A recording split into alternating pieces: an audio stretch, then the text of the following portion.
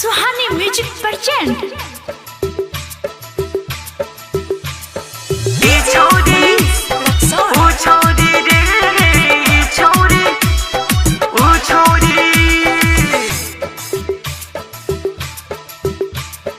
हाँ हाँ हाँ हाँ कारी कारी अखिया में काजर लगा के हो गईल साँझ देख डिबिया जरा के झिझिया खेले जाले गाँव। ई छोरी छोरी ऊ छोरी छोरी ई छोरी छोरी ऊ छोरी छोरी ई छोरी छोरी ऊ छोरी रे ई छोरी छोरी ऊ छोरी कारी कारी अखिया में काजर लगा के हो गईल साँझ देखो डिबिया जरा के झिझिया खेले जाली गाँव। ई छोरी छोरी ऊ छोरी छोरी ई छोरी छोरी ऊ छोरी छोरी ई छोरी छोरी ऊ छोरी रे ई छोरी छोरी ऊ छोरी।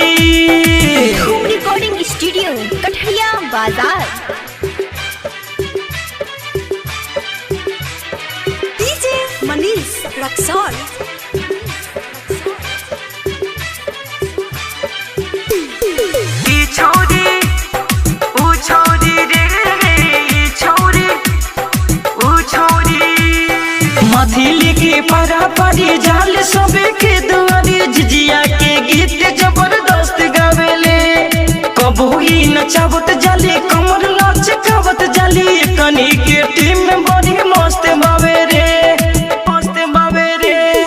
मथिली के परा परी जाल सबे के दुआरी झिझिया के गीत जबरदस्त गावेले कबो ही नचावत जाली कमर लचकावत जाली कनी के टीम में बड़ी मस्त बावे रे।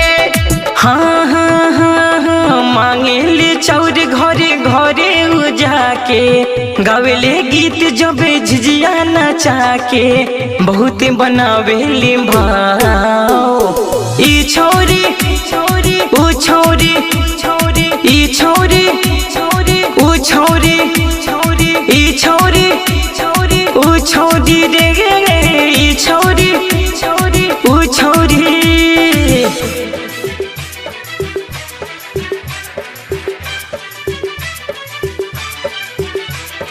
डीजे मनीष रक्सौल।